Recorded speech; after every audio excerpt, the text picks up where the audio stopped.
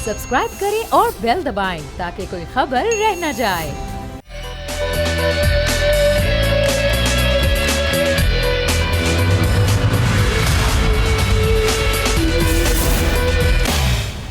बिस्मिल्लाहिर्रहमानिर्रहीम, अस्सलाम वालेकुम। प्रोग्राम में मैं सुमैया रिजवान आपको खुश आमदीद कहती हूँ। नाज़रीन, कल से इमरान खान की गिरफ्तारी से लेकर आज तक की सूरत हाल पर हम बात करेंगे। इमरान खान को कल गिरफ्तार किया गया था, आज उन्हें एहतसाब अदालत में पेश किया गया और नैब ने उनका 14 रोज़ा जिस्मानी रिमांड मांगा था, उसकी इस्तदा की थी, जिस पर अब फैसला जो है वो आ गया है और इमरान खान का 8 रोज़ का जिस्मानी रिमांड मंजूर कर लिया गया है। 8 रोज़ अब जिस्मानी रिमांड पर इमरान खान रहेंगे और अब इस सारी सूरत हाल में जो अल-कादिर ट्रस्ट केस है वो किस तरीके से आगे बढ़ेगा। फिर साथ ही साथ तोशाखाना केस में भी फर्द जुर्म इमरान खान पर आयद की गई, सियात जुर्म से उन्होंने इनकार किया, बल्कि डॉक्यूमेंट्स थे उन पर भी, कागजात पर भी उन्होंने दस्तखत करने से इनकार किया। इस सारी सूरत हाल में पर हम आपसे बात भी करेंगे, नाज़रीन से बात भी करेंगे, तमाम तर सूरत हाल बताएंगे भी। हमारे नुमाइंदगान हमें ज्वाइन कर रहे हैं, हमारे सीनियर सहाफ़ी हैं इमरान वसीम, उनको हम वेलकम कहेंगे, और तैयब बलोच हमारे नुमाइंदे भी हमारे साथ हैं, और साथ ही साथ हमें ज्वाइन कर रहे हैं सीनियर तज़कियाकार हैदर वहीद साहब, आपका भी बहुत शुक्रिया, और माहिर क़ानून अज़हर सिद्दीक़ साहब भी हमें ज्वाइन कर रहे हैं। थैंक यू सो मच आप सबका वक्त देने के लिए। सबसे पहले इमरान, आप बताइए कि आज जब इमरान खान को एहतसाब अदालत में पेश किया गया तो क्या सूरत हाल रही? 14 रोज़ का जिस्मानी रिमांड मांगा गया था, उनके वकील भी पेश हुए आज इमरान खान के, क्या सूरत हाल रही? जी बिल्कुल, अगर अब नए नैब कानून को देखें जो हुकूमत ने तरमीम की थी, उनके मुताबिक तो मैक्सिमम 14 दिन का जिस्मानी रिमांड जो है नैब के केसेस में हो सकता है। तो आज जज मोहम्मद बशीर, जिनके सामने आज इमरान खान साहब को पेश किया गया था, तो प्रोसिक्यूशन की जानिब से, नैब की टीम की जानिब से 14 दिन के जिस्मानी रिमांड की इस्तदा की गई, लेकिन उस इस्तदा को रद्द कर दिया गया क्योंकि 14 दिन का रिमांड इमरान खान का नहीं दिया गया, 8 दिन का जिस्मानी रिमांड दिया गया, और ये भी मैक्सिमम है क्योंकि 14 दिन में 8 दिन जो है वो ये ज्यादा से ज्यादा बनते हैं, पीछे 6 दिन रह जाते हैं। तो 8 दिन का जिस्मानी रिमांड मुकम्मल होने के बाद इमरान खान को जो है वो पेश किया जाएगा अदालत के रूबरू। फिर लग ये रहा है कि जिस तरीके से ये गिरफ्तारी और फिर अदालत के सामने वो पुलिस लाइन में पेश किया गया, तो लग ये रहा है कि आइंदा समात पर भी इमरान खान के जो बाकी के 6 दिन है उनका जिस्मानी रिमांड भी जो अदालत से मांगा जाएगा। लेकिन बहरहाल जब इमरान खान साहब को पेश किया गया, उन्होंने बताया जज साहब को कि मुझे जब गिरफ्तार किया गया तो मेरे जो अरेस्ट वारंट थे मुझे वो नहीं दिए गए, और जब मैं पहुंचा नैब के रावलपिंडी की ऑफिस में, वहां पर मुझे जो है वो अरेस्ट वारंट जो है वो मुझे दिए गए नैब की तरफ से। लेकिन नैब के वकील का कहना था कि हमने जब इमरान खान को गिरफ्तार किया तो उन्हें अरेस्ट वारंट दिखा के गिरफ्तार किया। जी हाँ, बिल्कुल ऐसे कुछ रहा। और आज तोशाखाना में भी फ़र्द जुर्म आयद की गई है इमरान खान पर। तैयब बलोच, उसमें भी इमरान खान पर फ़र्द जुर्म आयद की गई, उन्होंने सियात जुर्म से भी इनकार किया। फिर एक और मामला भी था जो कल इस्लामाबाद हाई कोर्ट ने कानूनी करार दिया था इमरान खान की गिरफ्तारी को, उसको भी आज सुप्रीम कोर्ट में चैलेंज किया गया है। जी बिल्कुल, ये जो तोशाखाना वाला केस है ये तो काफ़ी अरसे से चल रहा था और इसमें फ़र्द जुर्म ही जो है वो ऐद होनी थी। ताहम आपको याद होगा कि गुज़िश्ता जो समात थी उसमें भी जब इमरान खान आए थे तो रजिस्टर हाजिरी जो है वो गुम हो गया था, फ़र्द जुर्म नहीं ऐद हो सकी। अब जब ये इमरान खान गिरफ्तार हो चुके हैं तो फिर जो है वो तोशाखाना की फ़र्द जुर्म जो है वो भी उनके सामने पढ़कर सुनाई गई और उनके ऊपर ऐद कर दी गई। लेकिन इमरान खान ने उस फ़र्द जुर्म में जो भी चीज़ें कही गई थी, इमरान खान ने उनकी सेहत से जो है वो मुकम्मल तौर पर इनकार किया, जो भी इल्जाम थे, क्योंकि ये मामला जो है इलेक्शन कमीशन की जानिब से जो है वो सेशन कोर्ट को भेजा गया था और ये कहा गया था कि इमरान खान जो है वो अब सादिक अमीन नहीं रहे, तो उस हवाले से उनके खिलाफ डिक्लेरेशन दिया जाए। तो डिक्लेरेशन के लिए जो है वो फिर फर्द जुर्म ऐड करना थी, तो उस ऐद जो है वो चूंकि इमरान खान जो है वो जमानतों पे थे और जो जज पहले समात कर रहे थे उनका भी तबादला हो गया, तो अब जो है वो फर्द जुर्म बाकायदा तौर के ऊपर ऐड कर दी गई है। ताहम इमरान खान ने जो है जो भी उनके ऊपर चार्ज फ्रेम हुआ उस सब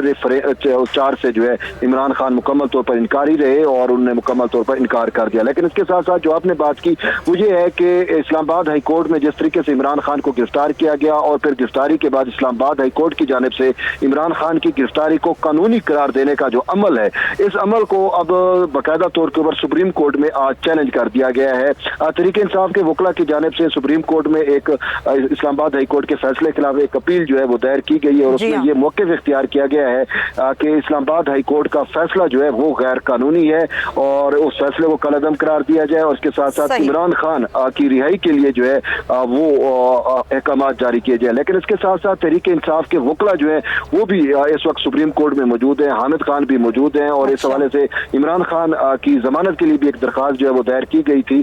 तो अब ये कोशिश की जा रही है कि आज ही जो है वो शायद अदालत लग जाए और यही अटेम्प्ट्स भी हो रही हैं क्योंकि ये जो इमरान खान की इस्लामाबाद हाई कोर्ट के फैसले के खिलाफ अपील है, इस पर पहले रजिस्ट्रार ऑफिस की जानिब से एतराज दायर किए गए थे, उन एतराज़ात को रिमूव भी किया गया, फिर उस पर नंबर भी लगाया गया। अब इमरान खान की जमानत का भी मामला जो है वो दरखास्त की सूरत में मौजूद है और वकला जो है उनकी ये कोशिश कर रहे हैं कि आज ही समाअत के लिए लगा दी जाए। तमाम ये चीजें जो है आप चीफ जस्टिस पर मुनसर हैं और ये मामला जो है रजिस्ट्रार ऑफिस की जानिब से बिल्कुल ऐसा ही है और आप भी कह रहे हैं कि ऐसा हो भी सकता है कि आज ही समाअत हो जाए। बिल्कुल सही है। तैयब बलोच हमारे साथ ही रहिए। अच्छा अजहर साहब, हमने हमेशा देखा है कि फ़र्द जुर्म के वक्त वहाँ पर होना ज़रूरी है उस शख्स का जिस पर फ़र्द जुर्म आयद की जा रही हो। इमरान मौजूद नहीं थे, उन पे फ़र्द जुर्म आयद की गई, वो एहतसाब अदालत में मौजूद थे, उसके बाद ये सारा मामला भी हो गया। एक तो नैब, ज़रा मैं जानना चाहती हूँ, नैब पर हमेशा एतराज़ हुआ, फिर नैब के क़वानीन में तरमीम भी की गई जिसका फ़ायदा भी PTM को बहुत हुआ, फिर आज नैब ने ही इमरान खान को गिरफ़्तार भी कर लिया। अच्छा, गालिबन हमारा अज़हर साहब से रब्ता मुनक़ता हुआ है। हैदर वहीद साहब, यही वो PDM थी जब ये अपोजिशन में थे तो ये कहते थे कि विक्टिमाइजेशन के लिए, पॉलिटिकल विक्टिमाइजेशन के लिए इस्तेमाल किया जाता है पॉलिटिशियंस को, ये नैब का इदारा है, ये काला कानून इसको करार दिया गया। आज फिर वही नैब का इदारा है, एक साबिक़ वज़ीर आज़म की गिरफ़्तारी है और उसके बाद आज उनका 8 रोज़ का जिस्मानी रिमांड भी दे दिया गया।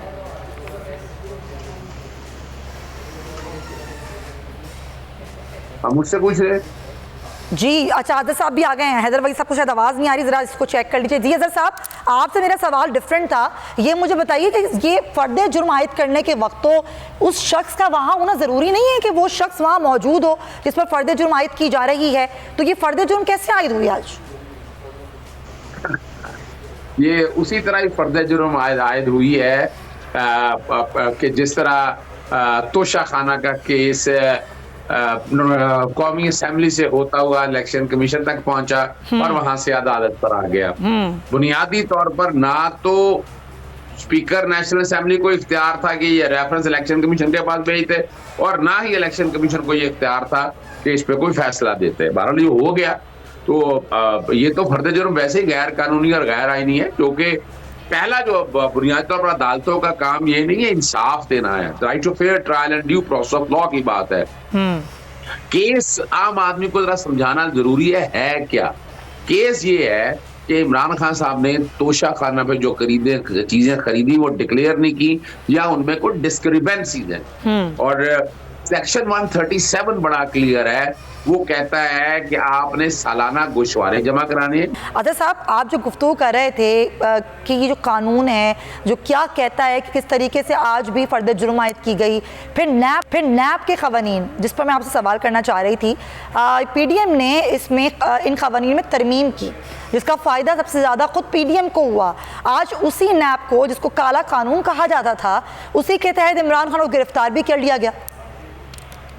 अच्छा, 2-3 चीजें जरा समझ लीजिएगा। पहली तो बात है कि इमरान खान साहब के बारे में जो वारंट ऑफ अरेस्ट जारी किए चेयरमैन नैब ने छुट्टी वाले दिन, आपको पता है 3 छुट्टियां इकट्ठी थी, हफ्ता, इतवार और पीर की, वो उन्होंने पीर वाले दिन खास तौर पर आके और फिर सवाल ये भी उठते हैं कि इस्लामाबाद हाई कोर्ट बार बार इमरान खान साहब को बुला रही थी, इसका मतलब है प्लान ये सारा कुछ पहले ही चला रहा था। लेकिन जो हैरानकुन बात है कि इमरान खान साहब का कसूर ये है कि उन्होंने ट्रस्ट के लिए जमीन बनाई, ट्रस्ट के लिए स्कूल और बच्चे और इतना बड़ा वो इदारा तश्कील दे दिया। शायद इमरान खान पाकिस्तान में या पूरी दुनिया में पहले फर्द होंगे कि जो इस तरह के काम करने के, करप्शन और करप्ट प्रैक्टिसेस का केस दिया जाए। आपको पता है कि इसमें अरबों खरबों के केसेस जो है अपोजिशन जो हुकूमत वक्त है उन्होंने सारे केस खत्म करा लिए तरमीम करके। जी। अब उसी तरमीम को अगर सामने रख के देखा जाए कि अगर आपने मिसयूज ऑफ अथॉरिटी देखनी है, अगर आपने इख्तियार से ज़रा तजावुज किया है तो आपको मॉनेटरी बेनिफिट होना चाहिए।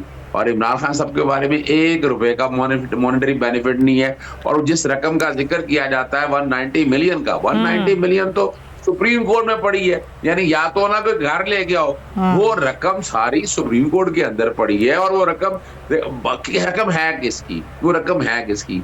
अगर ये भी बड़ी मजेदार बात है कि वो रकम एक प्राइवेट कारोबारी शख्सियत के हवाले से था।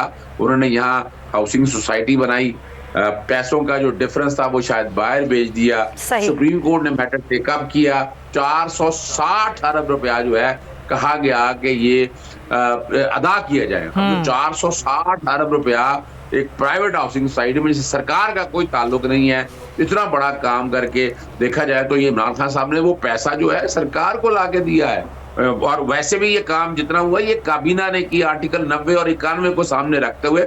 इमरान खान साहब का जाती नहीं है, अगर आपको करना तो तमाम काबीना को करते। और अच्छा, उसको भी कहा है हुकूमत का, उस पर भी बयान आया है कि ये तो पूरी काबीना जो उस वक्त की काबीना थी उसके खिलाफ भी कार्रवाई बनती है। Point taken. नहीं, ऐसे नहीं, वो ये कहा है। मैं दोबारा आती हूँ आपकी तरफ। हैदर वही साहब, अस्सलाम वालेकुम, आपको आवाज़ आ रही है मेरी? जी, माइक अनम्यूट कर लीजिएगा अपना। अच्छा हैदर वही साहब, हमने देखा कि यही नैब का इदारा था, यही पीडीएम थी जब अपोजिशन में थी, और कहते थे ये तो पॉलिटिकल विक्टिमाइजेशन के लिए इस्तेमाल होता है इदारा, काला कानून है ये नैब, इसको तो ख़त्म हो जाना चाहिए। उस वक्त क्या अगर गलत था ये गिरफ्तारियाँ, उस वक्त के जो लोग थे, तो आज ये जो गिरफ्तारी है ठीक कैसे हो गई? देखें, there is a case to answer. तफ्तीश जो है वो जारी है, और तफ्तीशी अमल में खान साहब अगर तो कंप्लाई नहीं कर रहे थे तो नोटिस से कंप्लाई करने के हवाले से वैसे तो अरेस्ट भी हो सकता है।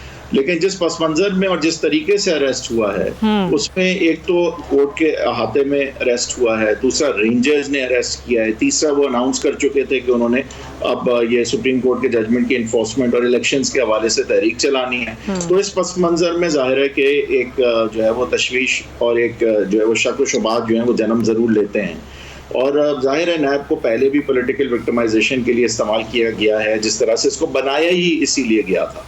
पहले नून लीग के साथ हुआ, फिर नून लीग के साथ हुआ। नून लीग को जब मौका मिला कि इस कानून को ख़त्म करें, उन्होंने नहीं ख़त्म किया। अब मौका मिला, अमेंड तो कर दिया लेकिन ख़त्म नहीं किया।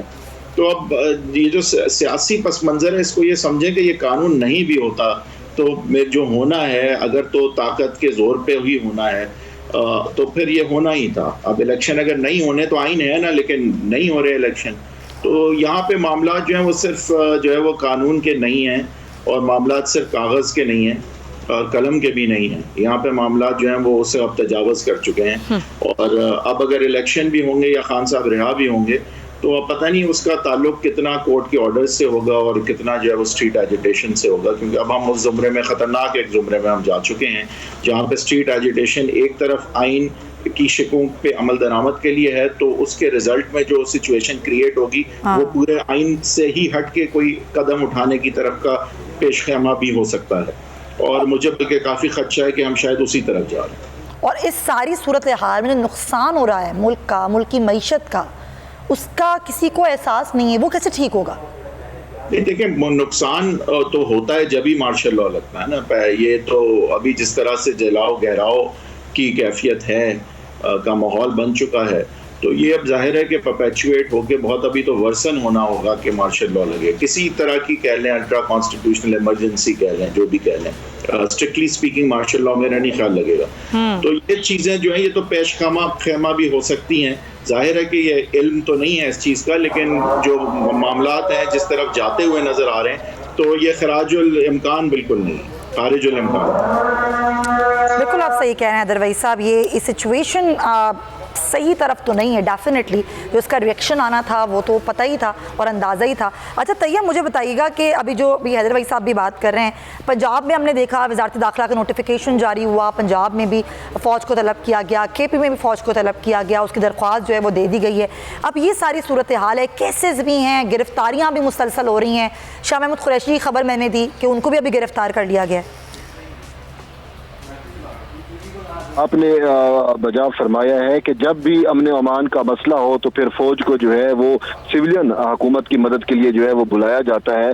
तो इसी तरीके से सूबों में चूँकि हालात ज़्यादा कशीदा हो चुके हैं तो वहाँ पे फौज को बुला लिया गया है, और इस्लामाबाद या वफाक में भी अभी तक वफाक हुकूमत की जानिब से ऐसा कुछ नहीं किया गया, लेकिन हालात ऑलरेडी जो है वो बहुत ज़्यादा कशीदा जो है वो हमें नज़र आ रहे हैं। अभी जिस तरीके से शाह फैसल उसको जो है शाह महमूद कुरैशी को गिरफ्तार किया गया है रेडियो पाकिस्तान पाकिस्तान चौक से और गिरफ्तार करके जो है उनको थाना सेक्रेटेरिएट मुंतकिल किया गया। बयान ही इसी तरीके से अगर मैं आपको बताऊं तो जो फवाद चौधरी हैं वो इस वक्त सुप्रीम कोर्ट में मौजूद हैं और वो सुबह से आए थे। इमरान खान की जो अपील की हम बात कर रहे थे, वो दरखास्त दायर कराने के लिए वो यहाँ पे वकला के हमरा आए थे, तो वो भी अब सुप्रीम कोर्ट में मौजूद है और उनको भी यही खदशा है कि अगर वो बाहर निकलेंगे तो उनको भी गिरफ्तार जो है वो कर लिया जाएगा। और इस हवाले से थोड़ी देर कबल उन्होंने मीडिया टॉक की और उनकी शायद कोशिश थी कि वो बाहर जाएं, लेकिन बाहर जो है वो पुलिस की जानिब से जो है गाड़ियां भी मंगवा ली गई और पुलिस ने जब बाकायदा जो है वो रास्ते के ऊपर अपनी लाइन भी बना ली कि जो ही अगर वो आए तो उनको गिरफ्तार कर लिया जाए सुप्रीम कोर्ट की पार्किंग से। तो फिर जो है वो फैसल चौधरी ने जब ये हालत देखी, फवाद चौधरी ने, तो वो वापस जो है वो सुप्रीम कोर्ट में चले गए और अभी तक वो सुप्रीम कोर्ट में मौजूद है। इसके साथ साथ उन्होंने सुप्रीम कोर्ट में अपनी हिफाजती जमानत के लिए भी एक दरखास्त जो है वो अभी मूव की है। सारी सूरत हाल से आपको मजीद भी आगाह करेंगे। हमारे मेहमान हमारे साथ हैं, तैयब बलोच का बहुत शुक्रिया, अजहर सिद्दीक साहब, हैदर वहीद साहब और हमारे साथ इमरान वसीम मौजूद हैं। ब्रेक लेते हैं।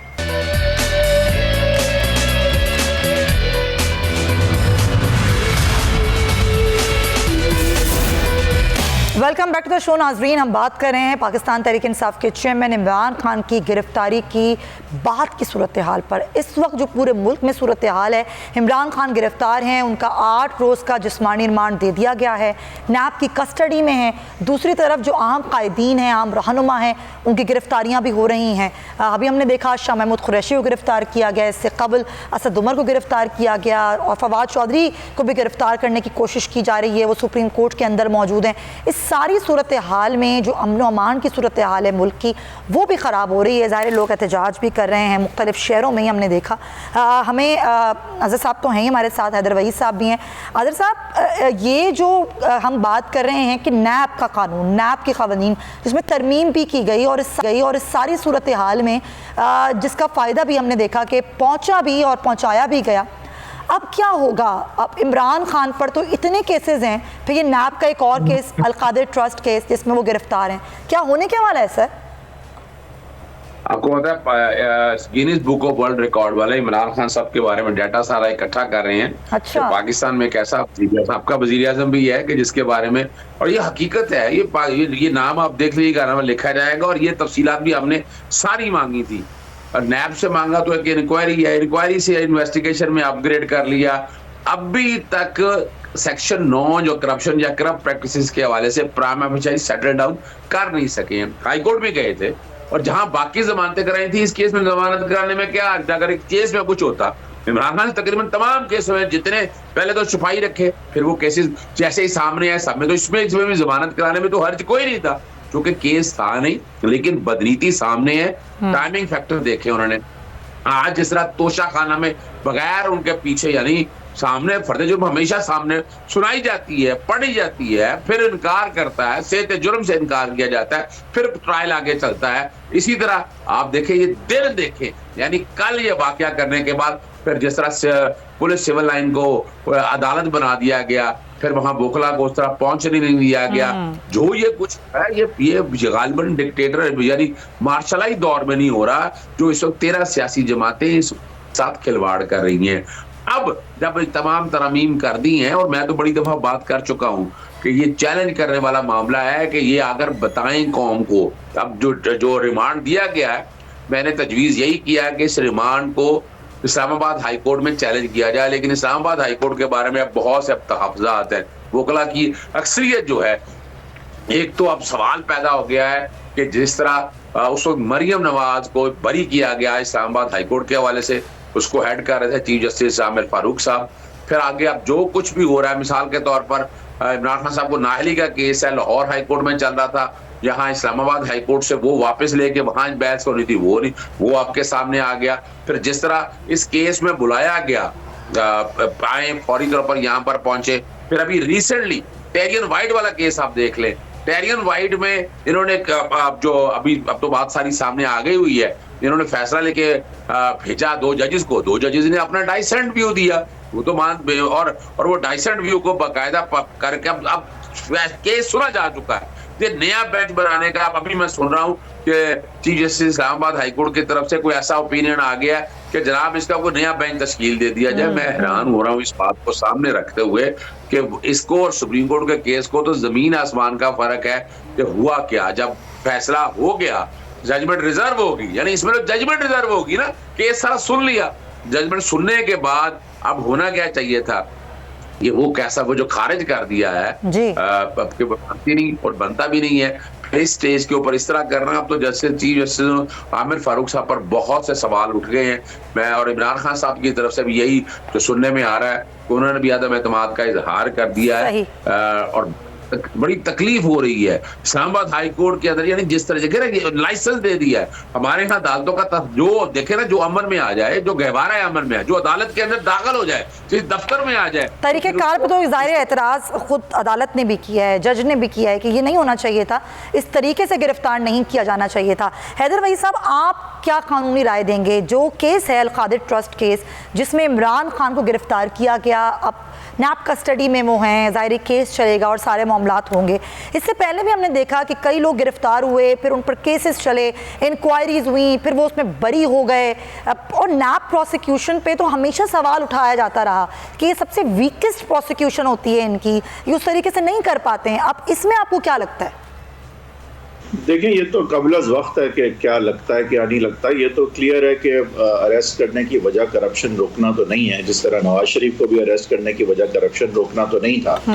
लेकिन ये अपने प्रोसेस के मुताबिक जवाब दें इमरान खान साहब, उनके खिलाफ अगर प्रोसिक्यूशन बनती है, रेफरेंस बनती है, केस बनता है तो ट्रायल भी चले और एंड में कन्विक्ट होते हैं तो अरेस्ट भी हों। लेकिन जो असल इम्पोर्टेंट बात है जिस पर आपने नहीं बात की, वो सबसे इम्पोर्टेंट बात है आर्टिकल 245 में जो अब फौज को तलब करनी है। ये बहुत मायने इस बात है, और पंजाब और केपीके दोनों में आई थिंक ये किया है, और नहीं किया तो केपीके में करने वाले हैं। तो इससे होगा ये कि आपके जो फंडामेंटल राइट्स हैं वो भी इससे केपी में भी मंजूरी दे दी गई है, वैसे खबर ये कि उधर भी दे दी गई है। हाँ जी, दोनों में है, और ये कराची में भी हो सकता है अगर कराची में भी जरूरत पड़ी। तो मेरे ख्याल से ये बहुत मायने खेज है, क्योंकि देखें ये फौज और अवाम को आमने सामने करेगी ये बात। तो ऑलरेडी हम देख चुके हैं कि सिंगुलरली जो कल की सबसे ताज्जुब वाली बात थी वो अरेस्ट नहीं था। अरेस्ट तो हमें पता था खान साहब ने होना है, लेकिन ये नहीं किसी को पता था और समझ थी कि जो उसका गुस्सा है वो डायरेक्टेड किधर होगा। इतना सिंगुलरली हम समझ रहे थे कि शहबाज शरीफ और जरदारी साहब को गालियां पड़ेंगी, या मॉडल टाउन और ये जरदारी हाउस जो है वो लोग जाएंगे, लेकिन ऐसा बिल्कुल नहीं हुआ। सिंगुलरली गुस्सा एक ही तरफ था। तो ये बहुत तशवीशनाक बात है कि इन हालात में फेडरल गवर्नमेंट ने के लिए तो ये बहुत अच्छा हो। डेफिनेटली अदरवाइज साहब, ये वाकई बहुत तशवीशनाक है। ये बहुत अक्लमंदी भी है फेडरल गवर्नमेंट के लिए कि फौज को आगे रखें। तो मेरे ख्याल से पीएम नून की हुकूमत जो है उसके लिए तो मेरे ख्याल से बावजूद इसके हालात इर्द गिर्द देखते हुए तो आपको बहुत बुरे लगेंगे और माशी तौर पे भी बुरे हैं। लेकिन अगर पिछले 2-3 दिन हम देखें तो असल तो अब लड़ाई कहीं और शिफ्ट हो गई, और पीएम नून की हुकूमत मेरे ख्याल से फौज को बुला के बहुत अक्लमंदी कर रही है इस वक्त, और मेरे ख्याल से तो फौज को सामने रख के ही वो ये कर भी सकते हैं और करना चाहिए। आप ये समझते हैं ये अक्लमंदी की है फिलहाल जो हुकूमत ने की है, ये अक्लमंदी है? मैं नहीं कह रहा कि फौज के लिए या मुल्क के आवाम के लिए अक्लमंदी है, अपने लिए अक्लमंदी है। ये आपका पॉइंट आया है, पॉइंट टेकन। फयाज हसन चौहान साहब भी हमारे साथ टेलीफोन लाइन पर मौजूद हैं, पाकिस्तान तहरीक इंसाफ के रहनुमा। अस्सलाम वालेकुम फयाज साहब। फयाज साहब ये बताइए, अब इमरान खान का तो 8 रोज़ का जिस्मानी रिमांड दे दिया गया है, असद उमर को गिरफ्तार कर लिया गया, शाह महमूद कुरैशी को गिरफ्तार कर लिया गया। आप ठीक हैं, खैरियत से? बिस्मिल्लाहिर्रहमानिर्रहीम। मेरे ऊपर भी 2 पर्चे इन्होंने काटे हैं 780A के, और बाकी किस्म की कोई दफात जितनी वो लगा सकते थे, और पुलिस छापे मार रही है। लेकिन मैं सिंपल इतनी बात कहूँगा कि 90s में जब ये चीज़ कंफर्म हो गई थी बैरूनी ताकतों को कि पाकिस्तान ऐसे मुल्क बन चुका है, और उन्होंने ये तय कर लिया कि अब पाकिस्तान को डिस्टेबलाइज करना है और बगैर जंग किए उसको डिस्टेबलाइज करना है, तो उन्होंने एक पॉलिसी उस वक्त लॉन्च की थी कि पाकिस्तान की फौज और पाकिस्तान की आवाम के दरमियान खलीज पैदा की जाए। इसके बगैर उनके मकासद हल नहीं होंगे। और मैं ये समझता हूँ कि रिजीम चेंज ऑपरेशन के जरिए से वो अपनी 30-35 साल पुरानी जो उनकी साजिश और प्लानिंग थी, उन्होंने उसकी एक भरपूर तरीके से इक़्तिदार रखी और होते होते फिर कल जो आपने देखा, अभी आपके तजिया निगार बिल्कुल ठीक, मगर पीटीआई तो ये कह चुकी है कि ये हमारे लोग नहीं है, ये हमारे लोग नहीं है जिन्होंने ये सब कुछ किया है। मुझे तसल्ली से बात करने को भी देना, डिटेल से मैं इस टॉपिक पे। अब कल का आप देखें कि किस तरीके से एक रिटायर्ड जनरल के दस्तखत से जनाब वारंट जारी होता है, एक फोर्स की जनाब जरिए से जनाब गिरफ्तार किया जाता है, और फिर सारा गम और गुस्सा जो है वो खुद साइड पे हो जाते हैं, और फौज के हवाले से जो है वो पब्लिक को जनाब गम और गुस्सा आता है, और फिर बैरूनी शरपसंद और अंदरूनी शरपसंद मुजाहिरीन के अंदर शामिल करके और बड़ी प्लानिंग से कोई किसी किस्म की हिफाजती जिम्मेदारी पूरी नहीं की जाती, ना GHQ की, ना गवर्नर हाउस की, ना लाहौर कोर कमांडर की, सिंगल कोई पुलिस वाला आपको वहां पे नजर नहीं आएगा, ना कोई इंतजामिया, ना कोई पुलिस। और फिर एक ऐसा माहौल क्रिएट कर दिया गया कि हर तरफ जो है आपको लॉलेसनेस का माहौल मिला। मैं ये समझता हूँ कि अब इन्होंने फौज तलब कर ली।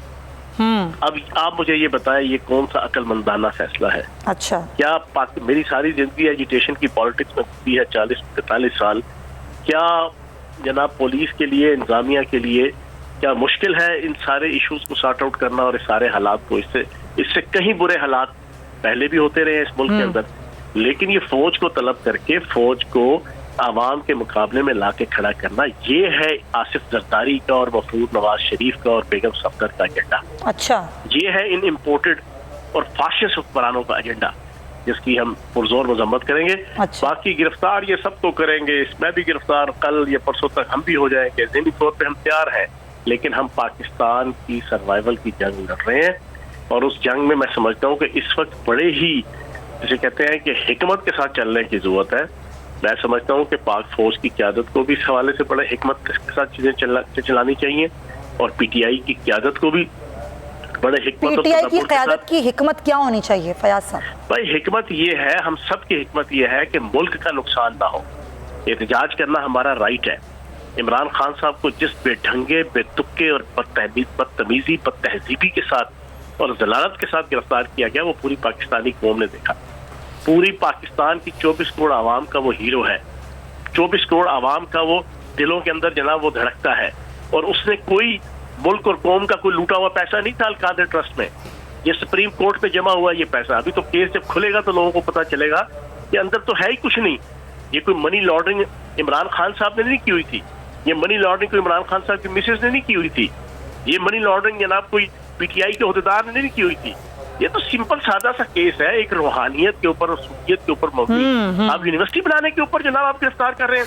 चलें, अब ये केस खुलेगा तो फयाज साहब, अब ये आप जिस तरह कह रहे हैं क्लियरिटी खुद ही हो जाएगी। फयाज हुसैन शान साहब, बहुत शुक्रिया आपके वक्त का जी। वो फयाज साहब ये कह रहे हैं ये तो केस कुछ है ही नहीं, जब खुलेगा तो पता चल जाएगा। वैसे ही वाकई इस केस में कुछ नहीं है।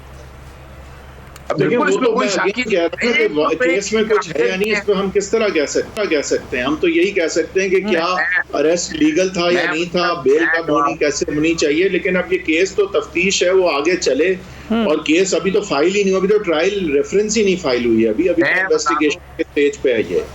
तो इसका मतलब मैंने तो नहीं केस स्टडी किया कि मैं आपको बता सकता हूँ कि केस बनता है या नहीं। हाँ, बिल्कुल सही है। लेकिन मैं ये जरूर बता सकता हूँ आपको कि जो कानूनी तरीका है उसके मुताबिक केस चलना चाहिए, और पब्लिक लीडर्स को एटलीस्ट मेरे ख्याल से से पहले अरेस्ट करना नहीं चाहिए, क्योंकि वो लगता है यही है कि सियासी मकासद हैं। इवन अगर अरेस्ट बंदा, क्योंकि खान साहब ने कौन सा एविडेंस के साथ टिंकर करना था या मुल्क से भाग जाना था, ECL पर डाले उन्हें और मेक श्योर और अरेस्ट करें। चलिए, आप ये कहते हैं सियासी मकासद हैं, सियासी सर वक्त कम है जी। अजहर साहब देखिए, मैंने केस जो के स्टडी किया, मैं बता रहा हूँ हैदर भाई के लिए आसानी कर देता हूँ।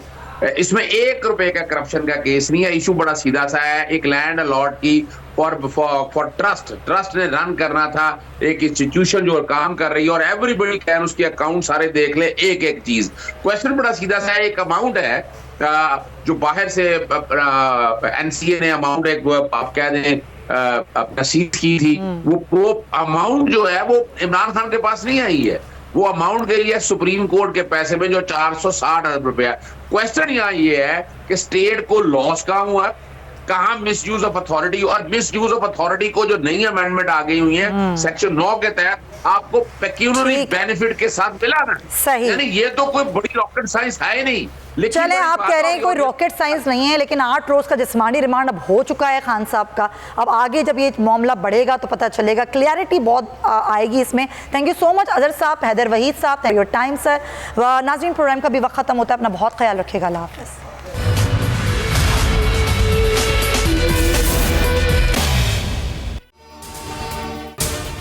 अगर आपको ये वीडियो पसंद आई है तो सब्सक्राइब करें और बेल आइकन पर क्लिक करें।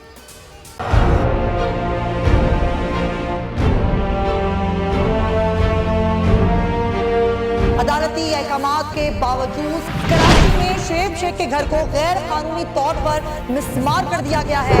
बोल के खिलाफ इंतकामी कार्रवाइयों में तेजी। कराची में को चेयरमैन शुएब शेख का घर गिरा दिया गया। बोल के खिलाफ इंतकामी कार्रवाइयों का सिलसिला जारी है। सिंध हुकूमत की अदालती अहकामात की खिलाफ वर्जी। सिंध हाई कोर्ट का स्टे ऑर्डर नजरअंदाज। सेक्रेटरी बल्दियात नजम शाह, डायरेक्टर लैंड सवाल Islam, director anti encroachment Imran Ahmed को नोटिस जारी। Administrator KMC director Saifur Rahman, DIG south Irfan Baloch, SSP Keamari Fida Hussain को भी फरीक बनाया गया। इससे पहले जो जुल्म के पहाड़ तोड़े गए, शुएब अहमद शेख की जबानी सुनी। 60 दिन का वक्त होता है, 102 दिन के बाद मैं जीत गया, केस बरी हो गया, 102 दिन के बाद अपील फाइल की, एक्सेप्ट कर ली। नहीं करते ना एक्सेप्ट, खत्म हो जाता ना जुल्म यार। भरी अदालत में मुझे बरी कर दिया, फिर पता नहीं क्या हुआ, 2.5 घंटे बाद का नोट बिफोर, मैं नहीं सुनता ये केस, खड़े रहते अपने फैसले पे, मिट जाता जुल्म। अल्लाह ताला ने बिठाया इस कुर्सी, इन कुर्सियों पे इनको यार, ये अल्लाह ताला की तरफ से फैसले करने हैं। तो या तो ये फैसले आएंगे, जुल्म मिट जाएगा, या कौम खड़ी हो जाएगी जुल्म के खिलाफ। हर मुश्किल के बावजूद बोल हकीकी सहाफत करता रहेगा।